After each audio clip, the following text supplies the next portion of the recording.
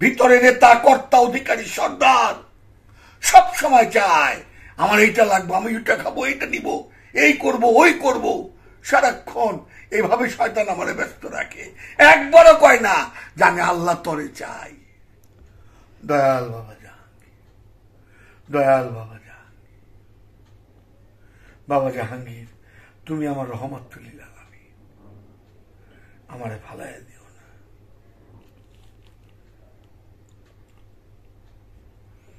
বাবা একটা কথা বলতেন বারবার, আনুষ্ঠানিক জ্ঞান যত সুন্দরী হোক তার মাঝে অহংকার লুকিয়ে থাকে। আনুষ্ঠানিক জ্ঞান যত সুন্দরী হোক তার মাঝে অহংকার লুকিয়ে থাকে।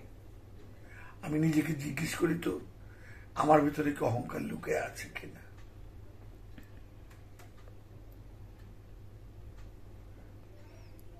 অহংকারী লোক সত্যের অভিনয় করতে পারে, সত্যকে উপলব্ধি করতে পারে না নাহিদে। নাহিদ প্রচুর অহংকারী। নিজেরই জিজ্ঞেস করে দেখলাম যে আমি প্রচুর অহংকারী।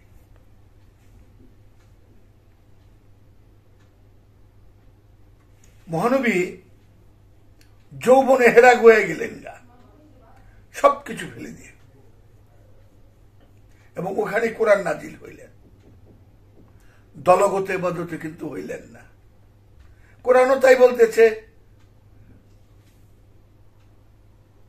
যার যার ধর্ম তার তার কাছে, খবরদার ধর্মের উপর জোর জবরদস্তি নাই। মহানবী গেলেন গা কাবা হেরা গুহায়,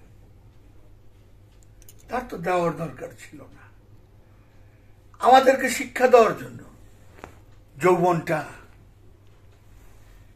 যৌবনটা খুব সুন্দর সময়। এই সুন্দর সময়টাকে আমি যদি আল্লাহর প্রেমে নিজেকে পরাধীনতার মধ্যে নিয়ে আসি, তাইলে বুঝতে পারবো সত্য কি। আমি স্বাধীন, সম্পূর্ণ স্বাধীন, তারপরে আমি আল্লাহর কাছে পরাধীন। সে পরাধীন কি? আল্লাহ সর্বশক্তিমান, আল্লাহ সবকিছু জানেন, দেখেন, বুঝেন। আমি যেটা বিশ্বাস করি না, আমার কর্মের মধ্যে এটা ফুটে উঠে না। আমি নিজেরে জিজ্ঞেস করি আমার ভিতরে সেটা ফুটে উঠে কিনা। আমার মহানবী যৌবনে হেরা গুহায় গেছেন, কেন গেছেন? তার তো যাওয়ার কোনো প্রয়োজন নাই।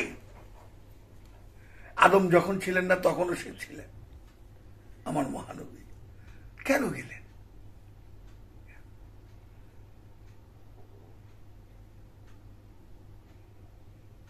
ঘুম থেকে উঠার পরে 1 সেকেন্ড সময় লাগে না, মায়া জড়ায় বয় চারি কিনার দিয়া। আমি তো ঘুম থেকে উঠে আগে মানি ব্যাগটা দিই ঠিক আছে কিনা, তারপরে মোবাইলটা ঠিক আছে কিনা। আর গভীর ঘুম থাকলে কিচ্ছু খেয়াল থাকে না। একটু গবেষণা কইলেন এই গভীর ঘুমের রহস্যটা কি। ঘুম থেকে উঠার পরে আমার চিন্তার পরিবর্তন আসবে।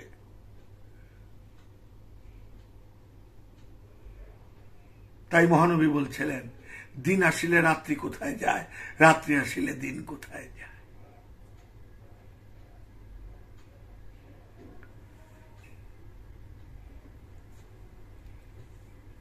মুহররম মাস,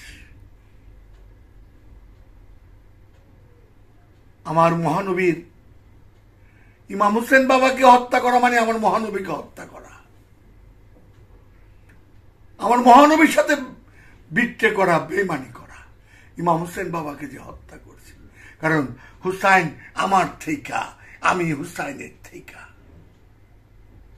ইমাম হোসেন বাবা এই দুনিয়ার ঠুমকক, লোভ, মোহ, এই দুনিয়ার রাজত্বের জন্য, এই খেলাফতের জন্য একটু চিন্তা করলাম না। 60-70 জন্য মেরে ফেললাম, 6 মাসে শিশুরও মেরে ফেললাম। সেও তো ধার্মিক, সেও তো ধর্ম পালন করছে, সেও তো ইবাদত কম করে নাই। যে হত্যা করছে যারা, কেন? ভিতরে হিংস্রতা, ভিতরে ক্ষমতার মোহ। আল্লাহ আমি তোরে কেমনে পাবো? আল্লাহ তুই আমার সেই পথ দেখা। আমার ভিতর থেকে কয়টা তো শয়তানটা আমার কইতেই দেয় না। 20টা বাড়ি বানা, 50টা বাড়ি বানা, 500 কোটি 5000 কোটি জমা। এই কি সুন্দর, আমারও ভাল লাগে। যেই আমি কমু আল্লাহ আমি তোরে চাই নিঃস্বার্থ ভাবে, আমি তোরে কেমনে পামো আল্লাহ, আমার বেহেশত লাগবো না, দোজখও লাগবো না, আমি তোরে চাই আল্লাহ, তখন বুঝা যাইব যন্ত্রণা কারে কয়। আমার ইমাম হোসেন বাবার একটা পশম ছিনার ক্ষমতা আছে এদিদের। আবাবিল পাখি যদি কাবা করে তুষ ওই রাজা আব্রাহামরে তুষ বানায় ফেলতে পারে, আমার ইমাম হোসেন বাবার কাছে কিছু খাজা বাবায় 1 লোটার ভিতরে আনার ছাগল লইছে। সেই খাজা বাবাই কইতেছে আমি ইমাম হোসেনের গোলামের সমান, আমি ডাইনাত লাগামু না, বায়তের কায়াঙ্গুল দা খোঁচা দুমু ফরাত্ন দিয়ে যাব গা। আমার ইমাম হোসেন বাবা শহীদ হয়েছে। আমার ইমাম হোসেন বাবা দেখা গেল ভিতরের হিংস্রতা কি জিনিস।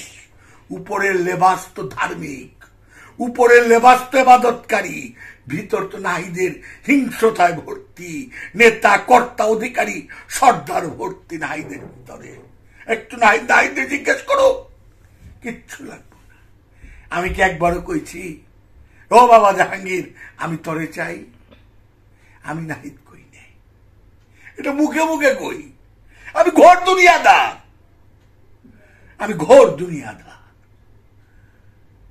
তাই বাবা জাহাঙ্গীর বলছে আনুষ্ঠানিক জ্ঞান যত সুন্দরী হোক তার মাঝে অহংকার লুকিয়ে থাকে, আর অহংকারের পতাকার তলে ধ্বংস লুকিয়ে থাকে।